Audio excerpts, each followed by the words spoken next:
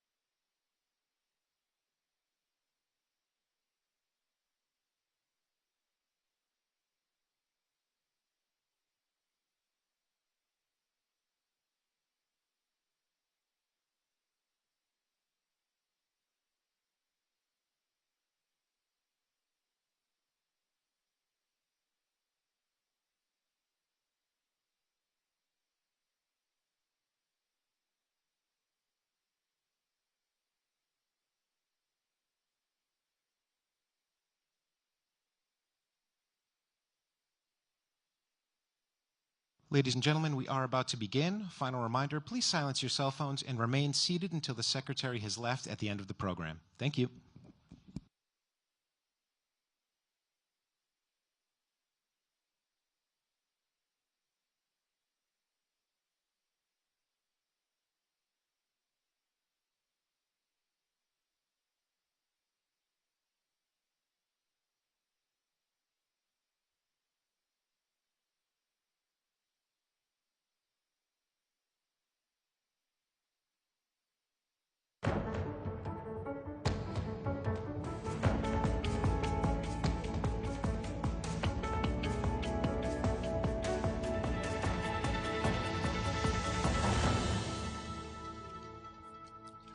Greetings to those joining us in person here at our new headquarters in Washington, D.C., and virtually from around the world. I'm Fred Kemp, President and CEO of the Atlantic Council, and I'm pleased to welcome you to this edition of Atlantic Council Front Page, our premier platform for global leaders.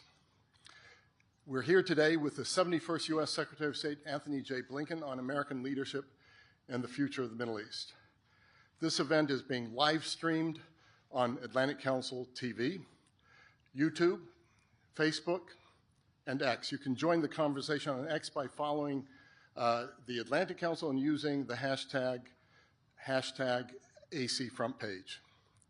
So Secretary Blinken, we are honored that you've come to the Atlantic Council to deliver what we're told will be your final speech as America's top diplomat, focusing on the Middle East, a region that I don't have to tell anyone in this room has undergone profound changes with far-reaching consequences for the United States and the wider world in the last months. This is in the context of a historic moment globally, one that President Biden again yesterday, in a speech at the State Department, described as an inflection point, characterized by wars in Europe, the Middle East, and in Africa, rising tensions with China, and an accelerating competition for the commanding heights of technological change. Before we go any further, I want to salute you, Secretary Blinken, for your remarkable leadership and contributions through this moment of historic challenge, following your rich contributions over so many years of distinguished public service previously. Returning to the Middle East, the region has been transformed after Hamas terrorist attacks against Israel and hostage-taking of October 7th, 2023, and by everything that has followed that. Israel's subsequent wars in Gaza and Lebanon, direct military exchanges between Israel and Iran, unprecedented in nature, the ceasefire in Lebanon, and the fall of the Assad regime in Syria. At the Atlantic Council, we have sought to highlight the stakes and potential solutions across the Mideast. We've done so for many years through our Rafi Career Center for the Middle East, through our Scowcroft Middle East Security Initiative and its Iran Strategy Project, through our Syria Strategy Project, as well as through our strategic litigation projects work to hold the Iranian regime accountable and to establish a Syria Victims Fund.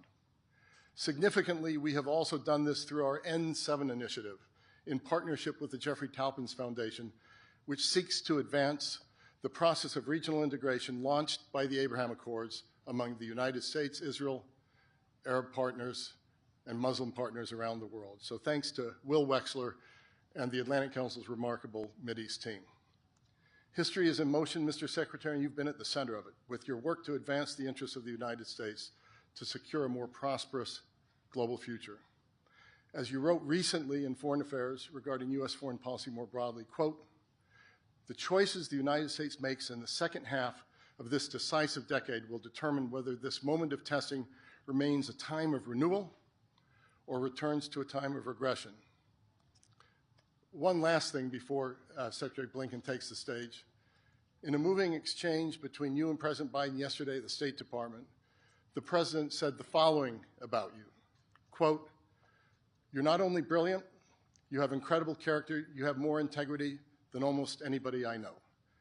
It's now my privilege to welcome Secretary of State Blinken, a man of integrity and accomplishment, in the final days of one of the world's most challenging jobs, to deliver keynote remarks. After the Secretary's speech, I will join him in conversation on stage. Mr. Secretary, the floor is yours.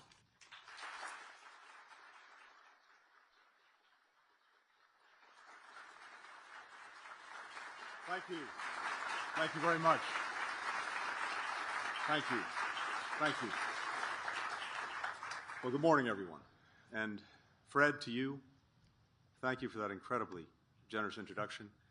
But thank you especially for your leadership of this council over nearly 2 decades. It's wonderful to be with you today. It's wonderful to be in this extraordinary new location.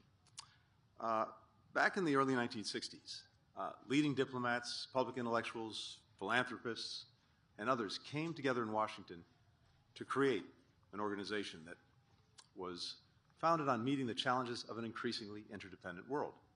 In attendance, among others, Secretary of State Dean Rusk, who was blunt about what he thought would be most useful for this council. The department is hoping for initiative, research, and, if necessary, the boxing of State Department ears. That's exactly what the council's delivered for more than 6.5 decades, starting with the transatlantic relationship, growing to incorporate expertise on other parts of the world, including the region that I want to talk about today, the Middle East. Now, from the outset, the Biden administration's primary goal in the Middle East was not to repeat the blunder of years past of trying to transform its governments or its societies, but rather to transform relations with, between, and among U.S. partners in the region. That's because we saw a more integrated region as more likely to be stable and secure, to deliver economic opportunity for its people, to find solutions to shared challenges from pandemics and terrorism to infrastructure and energy needs. A more integrated region is also in a stronger position to prevent any one of its neighbors from dominating the others, or any outside country from dominating the region, to deter aggression and nuclear proliferation, to avert, to de-escalate, to end conflict through diplomacy. We moved swiftly to pursue this vision. We deepened and broadened the Abraham Accords. We spearheaded new coalitions like I2U2, bringing together India, Israel, the United Arab Emirates, and the United States to tackle shared challenges. We announced a groundbreaking economic corridor connecting India, the Middle East, and Europe. We worked with the UN to mediate a truce in Yemen. We continued to lead and strengthen an 87-nation counter-ISIS coalition. In the wake of the Trump administration's unilateral and misguided exit from the Iran nuclear deal, we made clear there was a path to mutual return to compliance if Tehran was willing to take the steps necessary. At the same time, we strengthened America's robust sanctions regime on Iran and delivered on President Biden's commitment. You will forever be known as Bloody Blinken, Secretary of Genocide. You have the blood of hundreds of thousands of innocent people on your hands. We have spent Thank you. I respect your views. Please allow me to share mine. Thank you. Appeal to your humanity in front of your house. We've written you letters. We've held car rallies. The blood of innocent civilians, of children, is on your hands. We will not forget. We will not forget. We will hold you accountable. We will hold you accountable. Bloody Blinken, Secretary of Genocide. Shame on you. Shame on you. So to continue. At the same time, we strengthened America's robust sanctions regime on Iran and delivered on President Biden's commitment that Iran would not obtain a nuclear weapon on his watch. Finally, we made significant progress toward a comprehensive agreement that would strengthen our strategic partnership with Saudi Arabia and normalize relations between Saudi Arabia and Israel. On October 10th, 2023, I was scheduled to travel to Israel and Saudi Arabia to help close remaining gaps in the normalization deal, and in particular, to pursue agreement on one of its essential components, a credible pathway to a Palestinian state with ironclad security guarantees for Israel. But on October 7th, Hamas attacked Israel, unleashing the deadliest days for Jews since the Holocaust. Hamas killed more than 1,200 men, women, and children, torturing, maiming, sexually assaulting many of its victims. The overwhelming majority of Hamas's victims were civilians. They included citizens from more than 30 countries, among them 46 Americans. Hamas also took more than 250 people hostage, including some 30 children and 12 Americans. 7 of those Americans remain hostage to this day. Now, the timing of Hamas's attack was no accident. Israel's growing integration in the region, the prospect of normalization with Saudi Arabia, posed an existential threat to Hamas's power its ambitions to dominate the Palestinian political landscape, its raison d'etre, which is the rejection of two states and the destruction of Israel. As notes recovered from meetings of Hamas's top officials would later reveal, Hamas sought to spark a regional war that would derail this agreement, knowing that doing so would inflict immense suffering on civilians on all sides, including the Palestinian people whose interests they claim to represent. In the wake of the attack, President Biden made clear the United States' unwavering commitment to help Israel defend itself and prevent another October 7th. He asserted his determination to avert a broader regional conflict with all the death and destruction that would bring. He took immediate steps to deter further aggression and prevent the conflict from spreading, deploying 2 of our largest aircraft carrier battle groups, fighter jets, warships, a guided missile submarine, and troops to the region. And he pledged unrelenting efforts to secure the release of the hostages. He became the first U.S. president to travel to Israel in wartime, telling the Israeli people directly, "You are not alone." He reminded Israel that while the country had a right, indeed an obligation, to defend itself, how it did so mattered. It was imperative to protect civilians and provide them with humanitarian assistance. These are the goals that I've worked to advance over a dozen trips to the region since October 7th.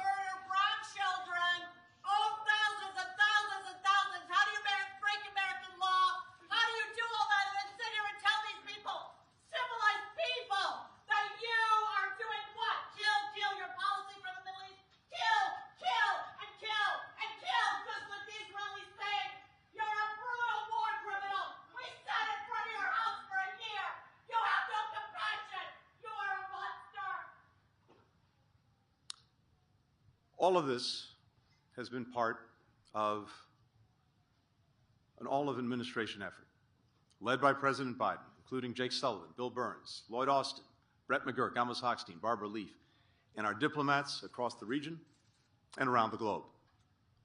Now, more than 15 months later, Hamas's military and governance capacity has been decimated, and the masterminds behind the attack have been killed. Tehran is on its back foot. Its 2 missile attacks on Israel were thwarted by a coalition of regional partners that we assembled. Israel's response, which we played a central role in shaping, demolished Iran's air defenses, left Tehran's most sensitive military sites exposed and vulnerable, and sent a clear message of deterrence, while at the same time avoiding a dangerous escalatory cycle. Hezbollah, Iran's most powerful proxy, is a shadow of its former self. Its leadership eliminated. Its terrorist infrastructure of tunnels and weapons manufacturing ravaged. In Lebanon, Hezbollah's battered forces have retreated north of the Litani River as part of a U.S.-brokered ceasefire agreement. After Iran spent decades pouring billions of dollars into propping up Assad's murderous machinery, the Assad regime has fallen, and Tehran has retreated from Syria. None of Assad's patrons, not Iran, not Russia, not Hezbollah, were in a position to save him this time. All were bogged down in crises of their own making, which the United States effectively exacerbated. Iran has lost its overland supply route to Hezbollah. Many of the Assad regime's bases, weapons factories, and weapons, including illegal chemical weapons, have been destroyed by Israel. It's not just what we achieved, but also what we prevented. When I traveled across the region the days after October 7th, I heard from partners a palpable sense of alarm that regional war was coming. The combination of American diplomatic and military action and assistance to preserve and strengthen Israel's deterrent helped prevent that from happening in the weeks after October 7th and at multiple charged moments since. America's allies and partners, particularly in the Middle East, have taken note of who they can rely on to stand by their friends and who they cannot, which powers work to diffuse crises and which powers stand back and do nothing, or make problems worse.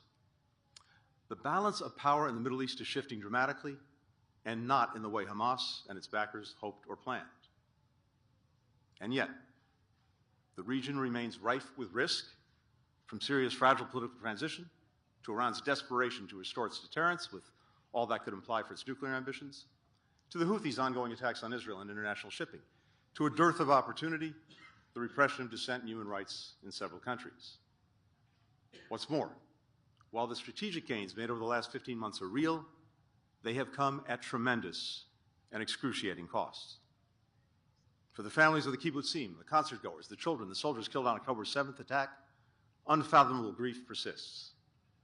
For those with loved ones and friends still being held hostage, every day brings more anguish from not knowing if their loved ones are suffering or even alive. The ongoing humanitarian crisis in Gaza has inflicted immeasurable suffering on Palestinian civilians, children, women, men, trapped in a conflict they did not start and are powerless to stop. Tens of thousands of people killed in Gaza. Nearly the entire population has lost a loved one. Nearly the entire population is enduring hunger. Nearly the entire population, some 2 million people, has been displaced, many multiple times. Most have no home to go to, as so many homes in Gaza have been damaged or destroyed. Gaza is one of the most dangerous places in the world to be a child, to be a civilian, to be a journalist. And as always happens in conflicts, the more people suffer, the less they feel empathy for the suffering of those on the other side. Throughout the Arab and Muslim worlds, large majorities believe that October 7th didn't happen, or if it did, that it was a legitimate attack on Israel's military. In Israel, there is almost no reporting on the conditions in Gaza and what people there endure every day. This dehumanization is one of the greatest tragedies of the conflict. The late Cardinal Martini once spoke of our need to be able to experience shared sorrow. It helps us salvage from moments of loss and despair a sense of common humanity. Without it, we lose one of the most crucial foundations for reconciliation and eventually coexistence. For the United States, a country with unique global engagements and responsibilities, the conflict has put our personnel, our facilities, our assets at greater risk, stretched our force posture, stockpiles, and readiness. Terrorist groups are exploiting the crisis in Gaza to try to boost recruitment and foment anti-American sentiment. Autocrats have cynically used the conflict to justify their aggression and atrocities and to advance their efforts to challenge the international rules and principles that safeguard American interests and values. And of course, it's divided our communities, from college campuses to houses of worship to families. Given the costs, especially the human costs, we have a responsibility to ensure that the strategic gains of the last 15 months endure and lay the foundation for a better future. All too often in the Middle East, we've seen how the shoes of one dictator can be filled by another, or give way to conflict and chaos. How a nation can expel one outside power only to see another take its place. How stamping out one terrorist group can spawn even more lethal successors. So our imperative is not to turn back the clock to the way things were before October 7th. It's to forge a new reality for the Middle East in which all people are more secure, all can realize their national aspirations, all can live in peace. Is that hard to achieve? Yes. Peace in the region always has been. For over 450 days, Israel has committed genocide against the Palestinian people. We have sent over $25 billion to Israel in the past year. That's $70 of all of our money. $70 that we are using to send weapons, send bombs, and genocide. Blinken, you lied on May 10th to Congress. You lied. ProPublica looked it up. May 10th. Is it hard? Yes. Is it impossible? No. Is it necessary? Absolutely yes. And that's why we pursued 3 interrelated diplomatic goals: brokering an enduring solution to the Israel-Hezbollah conflict, ending the war in Gaza, normalizing relations between Israel and Saudi Arabia, which will provide Palestinians and Israelis with the incentives and reassurances that they need to achieve their long-sought national aspirations. Israel has lived for far too long with an unsustainable situation in its northern border. Hezbollah, a terrorist organization whose stated goals include the destruction of Israel, controlled large swaths of Lebanon's territory, including lands south of the Litani River, in violation of the UN resolution that ended the last war between Israel and Hezbollah. Land Hezbollah used, with Iran's support, to train fighters, to stockpile arms, to build weapons and tunnels to carry out deadly attacks on Israel. Starting on October 7th, Hezbollah launched thousands of missiles at Israeli communities without provocation, pledging to continue its attacks until Israel ended its military operation in Gaza. Hezbollah's aggression has come at grave cost for Israelis and Lebanese people alike. Some 70,000 Israelis have been forced from their homes along Israel's northern border. In Lebanon, thousands have been killed, a quarter of Lebanon's population displaced. Our goal in seeking a cessation of hostilities was not merely to pause the fighting and avert a broader regional war. Rather, we aim to prevent Hezbollah from reconstituting itself in a way that can threaten Israel or continue to hold the Lebanese state and the Lebanese people hostage. And we wanted to create conditions allowing displaced Israeli and Lebanese families to return safely to their homes. The arrangement that we brokered together with France meets those benchmarks. It empowers the government of Lebanon to retake control of its territory. It provides Lebanon's economy and security forces with much-needed aid and support. It preserves Israel's right to defend itself in accordance with international law. It achieves Israel's aim of delinking hostilities on its northern front from the war in Gaza. Just since the deal was signed, Israeli forces have started to withdraw from southern Lebanon. The Lebanese military is deployed in their place to ensure that remaining terrorist infrastructure is removed and Hezbollah does not return. The U.S. and France are working hour by hour to monitor the agreement and to address violations. And now, just 6 weeks after the deal, Lebanon's parliament voted overwhelmingly to elect a new president, the first time the country has had a national leader in more than 2 years. Just yesterday, it elected a new prime minister. Both are important steps to becoming a secure, sovereign, and successful nation, and to meeting the needs of the Lebanese people. Second, we sought to end the war in Gaza in a way that will lay the foundation for enduring peace, as well as to advance the legitimate aspirations of Israelis for lasting security and Palestinians for an independent, viable state of their own.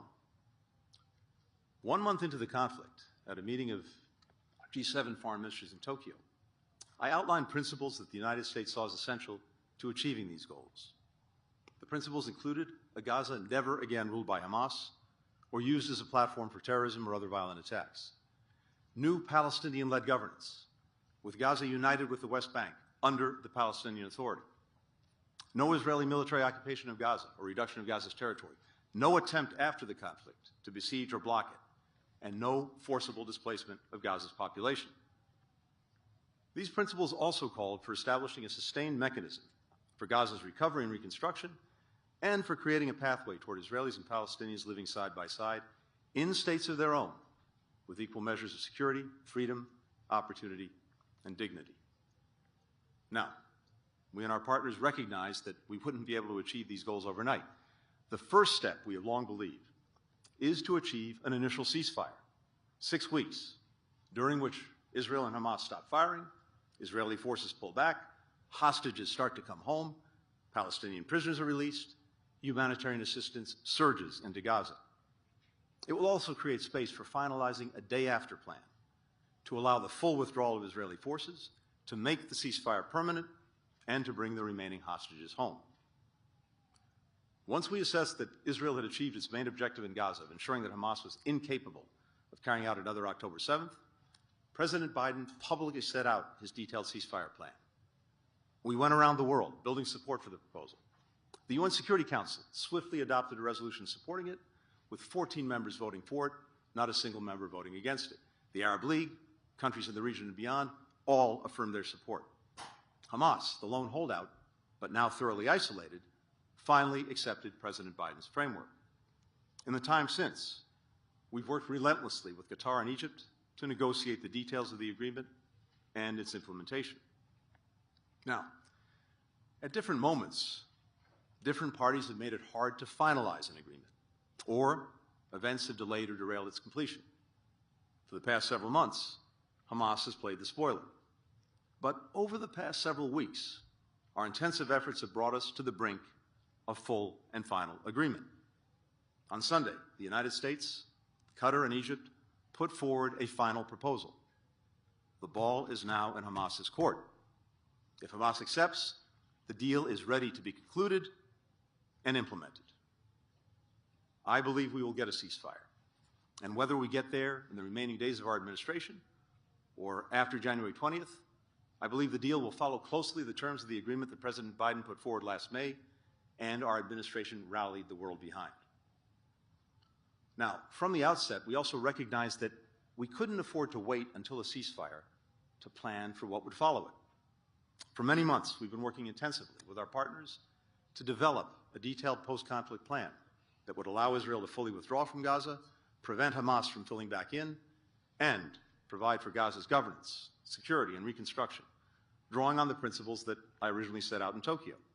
We will hand off that plan to the Trump administration to carry forward. But let me share a few of its core elements this morning. We believe that the Palestinian Authority should invite international partners to help establish and run an interim administration with responsibility for key civil sectors in Gaza like banking, water, energy, health, civil coordination with Israel. The international community would provide funding, technical support, and oversight. The interim administration would include Palestinians from Gaza and representatives from the PA, selected following meaningful consultation with communities in Gaza, and would hand over complete responsibility to a fully reformed PA administration as soon as it's feasible.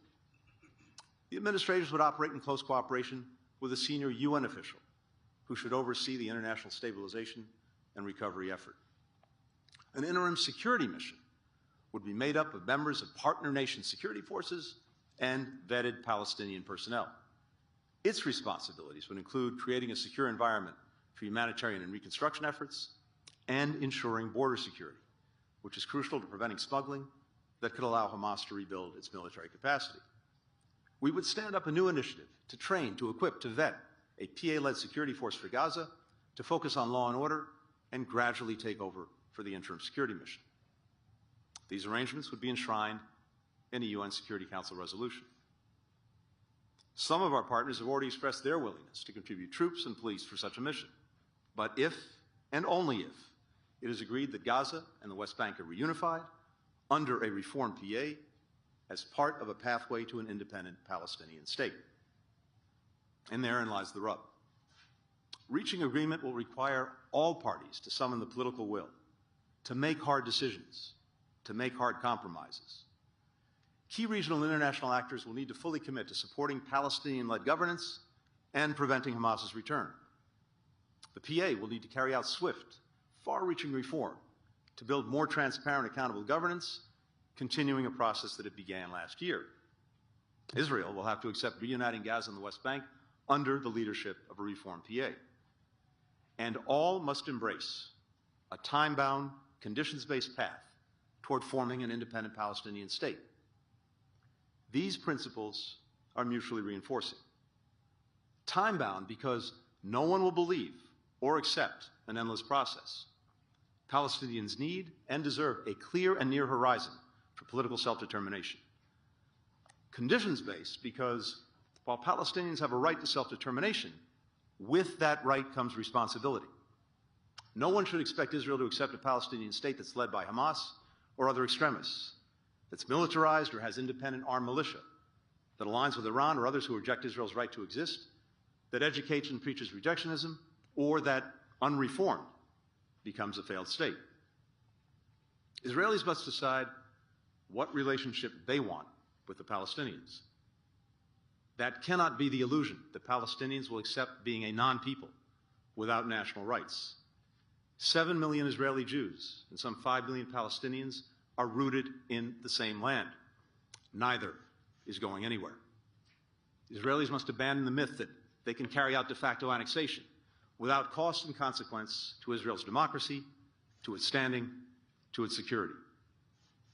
Accepting a time-bound, conditions-based approach for Palestinian statehood will provide the political horizon that regional and international actors need to contribute the security forces and financial support necessary to help new Palestinian leaders govern, secure, and rebuild Gaza. Some in Israel argue that accepting a political horizon for the Palestinians would reward Hamas for October 7th.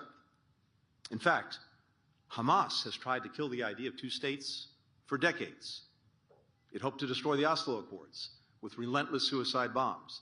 It sought to strangle the Arab Peace Initiative by launching the horrific Passover attacks. Far from rewarding Hamas, accepting a political horizon would be the ultimate rebuke to its nihilistic agenda of death and destruction. We sincerely hope the parties will be prepared to make tough choices going forward. And yet, the unimpeachable reality is that up to this point, they've either failed to make these difficult decisions or acted in ways that put a deal and long-term peace further from reach. Israel's government has systematically undermined the capacity and legitimacy of the only viable alternative to Hamas, the Palestinian Authority. Consider funding. Israel continues to hold back PA tax revenues that it collects on behalf of the Palestinians, funds that belong to the Palestinians and that the PA needs to pay people who provide essential services like health care and security in the West Bank, which is vital to Israel's own security. Just this week, U.S. engagement led Israel to agree to unlock hundreds of millions of dollars in PA tax revenues, a welcome step. But these funds never should have been withheld in the first place. And Israel continues to hold more than $500 million in tax revenues that the PA urgently needs and the Palestinians are entitled to. In the West Bank, Israel is expanding official settlements and nationalizing land at a faster clip than any time in the last decade, while turning a blind eye to unprecedented growth in illegal outposts. Violent attacks by extremist settlers against Palestinian civilians have reached record levels. We've long made the point to the Israeli government that Hamas cannot be defeated by a military campaign alone, that without a clear alternative, a post-conflict plan, and a credible political horizon for the Palestinians, Hamas, or something just as abhorrent and dangerous, will grow back. That's exactly what's happened in northern Gaza since October 7th. Each time Israel completes its military operations and pulls back, Hamas militants regroup and reemerge because there's nothing else to fill the void. Indeed, we assess that Hamas has recruited almost as many new militants as it has lost. That is a recipe for an enduring insurgency and perpetual war. The longer the war goes on, the worse the humanitarian situation gets in Gaza. Israel faces uniquely challenging circumstances in Gaza. A civilian population trapped there, with Hamas hiding in and under homes, hospitals, schools, and mosques. Indeed, Hamas has cynically weaponized the suffering of Palestinians. In a message that Yahya Sinwar, Hamas's military leader at the time, sent to mediators, he called the death of Palestinian civilians, and I quote, necessary sacrifices, and said the more innocent Palestinians were killed, the more Hamas would benefit. These profound challenges notwithstanding, Israel's efforts have fallen far short of meeting the colossal scale of need in Gaza. We've been clear publicly and privately that there are steps Israel could take to transform the humanitarian situation in Gaza and ensure that critical aid reaches all Palestinians in need. Those include restarting the flow of commercial goods, undertaking pauses in military operations, as it did during the successful polio vaccination campaign, and securing specific corridors for the flow of aid to storage and distribution sites. The suffering of civilians in Gaza is a tragedy in its own right. It's also isolated Israel internationally and imperiled its hard-earned strides toward building relationships in the region. The longer the humanitarian crisis in Gaza goes on, the more Arab countries that recently normalized relations with Israel will face pressure from their populations to walk away.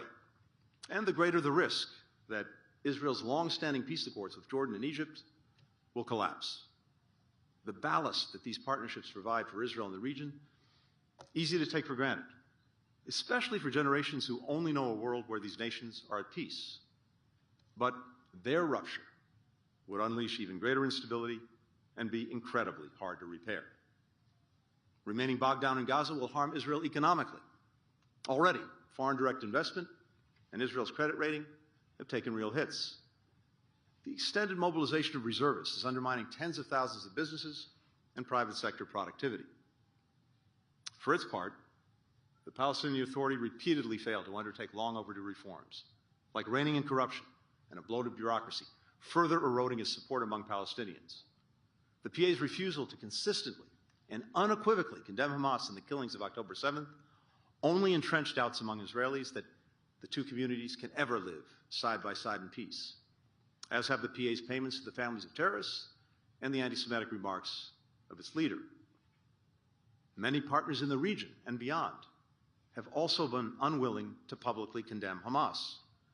Amidst the chorus of condemnation of Israel, the silence about Hamas has been deafening. Where was the sustained and united demand for Hamas to release hostages, to put down its arms? Where was the urgent effort to crack down on the financing, the arms, the materials that Hamas employs to deadly effect? Where was the opprobrium for Hamas's heinous practice of hiding among civilians? Had countries around the world applied this collective pressure, Hamas's leaders might have been forced to make different decisions many months ago, and massive suffering might have been averted. Hamas especially has often chosen to sit back and wait, believing that the more time passed, the more Palestinians in Gaza suffered, the greater the chances that Iran, Hezbollah, and others would feel forced to attack Israel, sparking a wider war, the more international pressure would mount on Israel to unconditionally end its military operation, the greater the likelihood a rift would open between Israel and the United States. For its part, Israel has pursued its military campaign past the point of destroying Hamas's military capacity and killing the leaders responsible for October 7th, convinced that unrelenting military pressure was required to get Hamas to accept a ceasefire and hostage deal on Israel's terms. And Israel has held firm to the belief that any deviation from its intensive military effort would be interpreted by Hamas as a sign of weakness or declining will. Some have questioned whether a different policy and approach would have changed this dynamic, whether we put too much pressure on Israel, on Hamas, on Iran, or not enough. We have debated these questions vigorously within the administration, within the State Department, where we benefited from a range of different views. Some believe, by privately and publicly seeking to restrain and reshape Israel's military operations, we held it back from inflicting even greater damage on Iran, on Hamas, on Hezbollah, on other adversaries. Others believe we enabled the Israeli government to pursue a military campaign that was disproportionate, self-defeating, and counter to U.S. interests. It is crucial to ask questions like these, which will be studied for years to come. I wish I could stand here today and tell you with certainty that we got every decision right. I cannot. I wish I could tell you that leaders in the region always put their people's interests ahead of their own interests. They did not. But what I can tell you is this. First, we continue to believe the best way to create a more stable, secure, and prosperous Middle East and deal a lasting blow to Iran, Hamas, Hezbollah, and the entire so-called axis of resistance is through forging a more integrated region. And the key to achieving that integration, now more than ever, is ending this conflict in a way that realizes the long-standing aspirations of both Israelis and Palestinians to live with peace and security in states of their own. Second, as much influence as the United States wields in the Middle East, we can't dictate outcomes.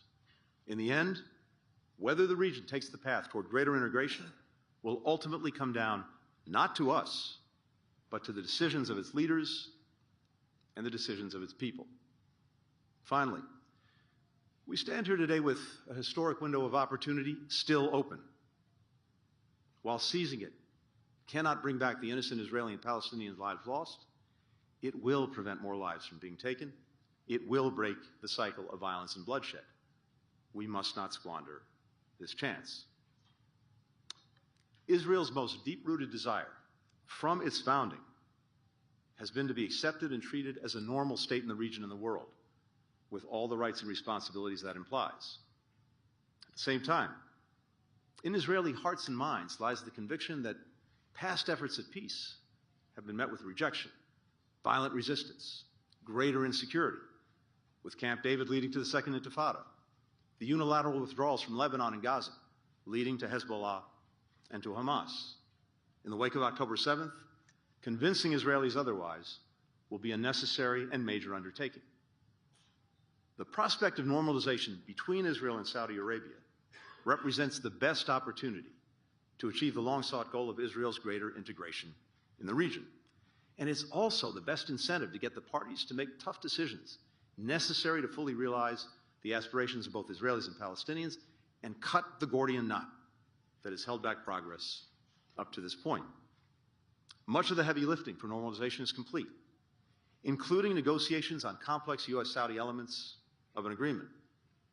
These elements include a strategic alliance agreement that establishes Saudi Arabia as a treaty ally of the United States, a defense cooperation agreement that enhances military coordination and builds integrated capabilities, an energy agreement that includes civil nuclear cooperation, and an economic agreement to bolster bilateral trade and investment.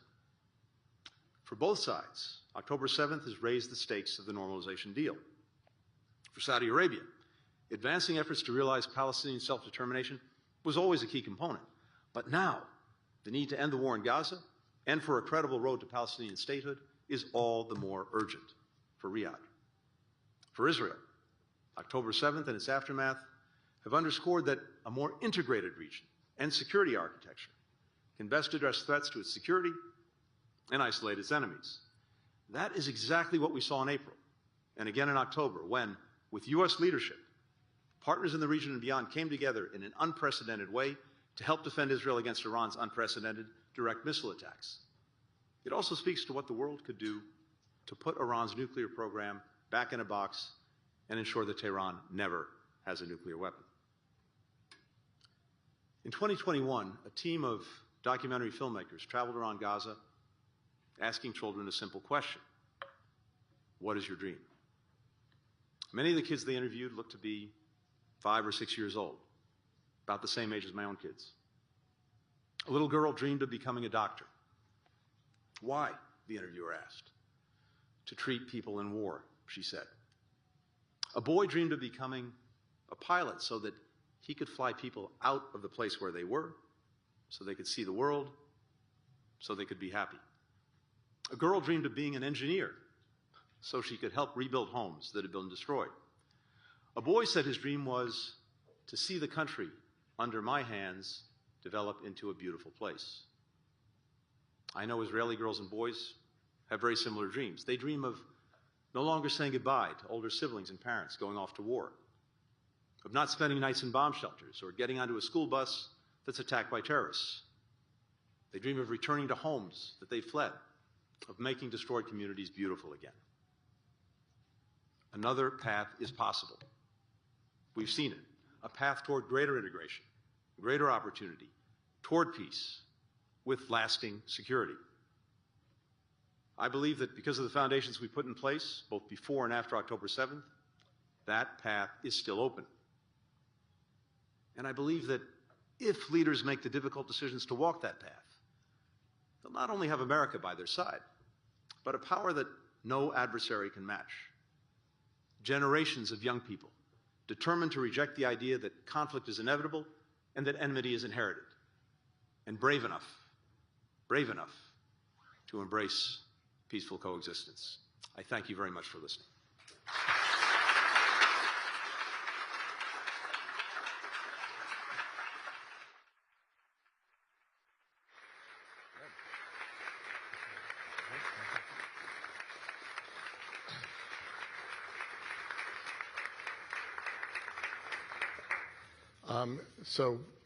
Secretary Blinken, thank you. That was an important speech. And I think it will be remembered as such, looking at everything from the future of Gaza to the future of the entire Middle East in a path. So we don't have much time, but I want to ask you a couple of questions that deals with what's in that speech. First of all, on the issue of Gaza, there were reports this morning that Hamas had accepted the ceasefire. I wonder if you can comment on that. And then in your conversations with Middle Eastern leaders, do you feel that the Middle East, and particularly the wealthier parts of the Middle East, are willing to step in to Gaza if they don't get a firm commitment to what you've just called for, which is a two-state solution from President Netanyahu? So on the agreement, Fred, as I said, it's right on the brink. It's closer than it's ever been before, but right now, as we sit here, we await final word from Hamas on its acceptance. And until we get that word, we'll remain on the brink. That could come anytime. It could come in the hours ahead. It could come in the days ahead. That's what we're looking for. But what we've done over the last weeks, and especially over the last days, has put it right there. And the deal is there. It's ready to be fully and finally accepted. It's ready to be implemented. But right now, we've got to wait to get a final word from Hamas. In terms of what other countries would do, look, we've been talking with partners around the region and beyond for many months, as I said, to make sure that we were prepared for when we finally got a ceasefire.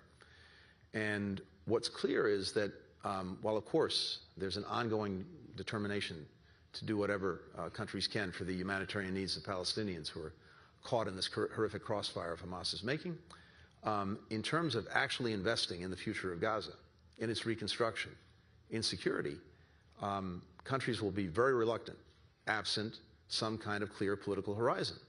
Because in their view, and it's a view that I share, absent that, they're simply going to be investing in something that only is going to end up right back where it is now at some point in the future. So I think there's a very strong and widely held belief in the region and beyond that dealing with the threat posed by Hamas militarily may be necessary, but it's insufficient.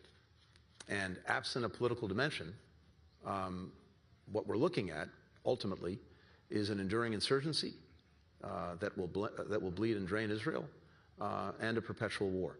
So that is something that is essential to partners throughout the region. What you talked about a little bit less in the speech was Iran and the pathway to the future that you're painting. A lot depends on which way does Iran go. There have been all sorts of reports about discussions within the Biden administration about potentially even striking nuclear sites in Iran under certain conditions. Can you talk a little bit about what you think the situation is with Iran? How does one look at the nuclear sites? What advice are you going to give those that succeed you in the Trump administration? Look, President Biden's been very clear. He was determined that Iran would not acquire a nuclear weapon on his watch, and it won't. Now, we had a big part of Iran's nuclear program in a box with the Iran nuclear deal. The deal was focused on Iran's fissile material capacity.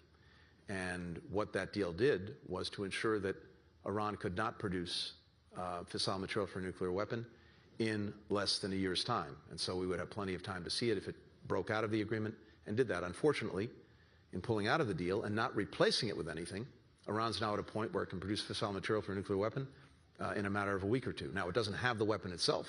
That's another part of the equation. But it's obviously in a much more dangerous place than it was when we had it boxed in with the nuclear agreement. So I think as Iran is looking at this, and as the incoming administration is looking at this, we'll have to see if there's actually an opportunity on the nuclear side to get another deal. President Trump at the time talked about getting a better, stronger deal from his perspective. Okay, let's see. Maybe there's an opportunity to do just that. If not, I know that there's a shared determination across administrations to ensure that Iran never gets a nuclear weapon one way or another. I happen to believe that doing this pursuant to a clear, strong, verifiable agreement is the best way to have something that lasts. But one way or another, there's a determination in the United States across political parties that Iran not get a weapon. So a final question, and then I think we need to let you get back to the important work of bringing all this to a close if we can. The Atlantic Council is a place for dialogue. And what some of us heard today was unfortunate. We're not a bunch of screamers and shouters. We're people who try to argue out what's the right goal. But it doesn't surprise you or me that this region stirs up emotions. This path to the future, and let's not forget where Europe was up until 1945, before the European Union, before NATO, before all of that. You talked, I think, about Soviet normalization almost in that spirit. And some people have talked about a path of integration that could create economic integration in the Middle East, like the European Union, military integration, not a NATO necessarily, but countries coming closer together. Are we closer to that now? Saudi normalization with Israel, the Abraham Accords leading to something a little bit more far-reaching of the sort that you talked about at the end of your speech? Or are we further away from everything that's happened in the last couple of years? Look, I believe we're much closer to it. And what we've done over the past 4 years, building on the Abraham Accords, was to try to get to their ultimate realization, which is normalization between Saudi Arabia and Israel. A lot of work went into that, including, as I described, agreements necessary between the United States and Saudi Arabia, as well as between Saudi Arabia and Israel. And as we sit here, it's ready to go. That could move forward tomorrow. But it requires two things. It requires an end to the conflict in Gaza, and it requires a credible pathway to a Palestinian state. So Israelis will have to decide if actually realizing a foundational dream, being integrated into the region, being treated like a normal country, and benefiting from being part of a security architecture that we saw in action when Iran attacked Israel, not once but twice, whether that is worth also the decisions necessary to finally resolve their relationship with the Palestinians, as well as ending the conflict in Gaza. That's a decision that only they can make. And of course, as I described, especially given the history, especially given October 7th, the realization of Palestinian statehood, which is a necessary imperative, has to come with ironclad security guarantees with Israel. But that's the choice. That's the choice.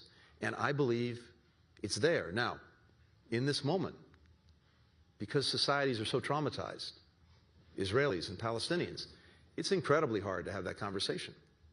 I recognize that, and I spoke to it today, not under the illusion that anyone would hear this and embrace it tomorrow, but at least to set that foundation, because that conversation has to happen. It will happen, and whether that's next week, next year, in a few years, we'll see. But it has to happen. And I believe that the work that we've done, and that we'll hand off to the next administration, has set a foundation, not only for the conversation, but to actually carry it forward. One of the things I believe strongly, Fred, from my own experience over the last 30 years and looking at the sweep of history, is that there's no such thing as a hereditary enemy, that we are not fated to conflict or animosity. And even what seem to be the most virulent and violent hatreds can go away, can change. These last 4 years, probably two of our closest partners, have been Germany and Japan.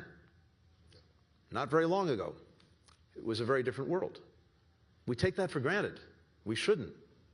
We need to be reminded of that, motivated by that, because it tells us that none of this is fated or predetermined. We have the capacity to change. We have the capacity to build peace, to find lasting security.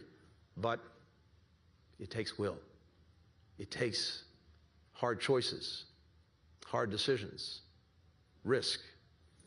And ultimately, we can try to lay out the path, but others have to walk it. We'll do everything we can to support them if they do that. Thank you so much for that message, and particularly that message at the Atlantic Council, which you know was created and stands for the resolution of these sorts of conflicts and moving into a far better place. And just as we worked on those issues for Europe, we're working on those issues for the Middle East as well.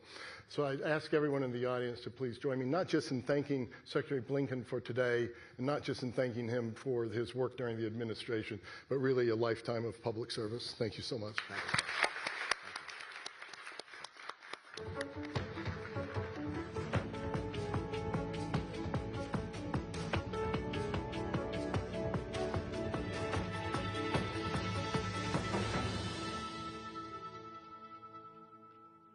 Ladies and gentlemen, please remain seated until the Secretary is left. Please remain seated. Thank you.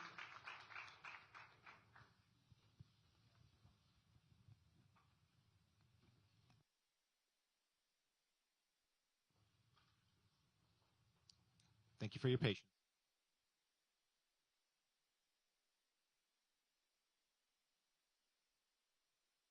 Thank you for joining us, everyone. You are free to leave when you please.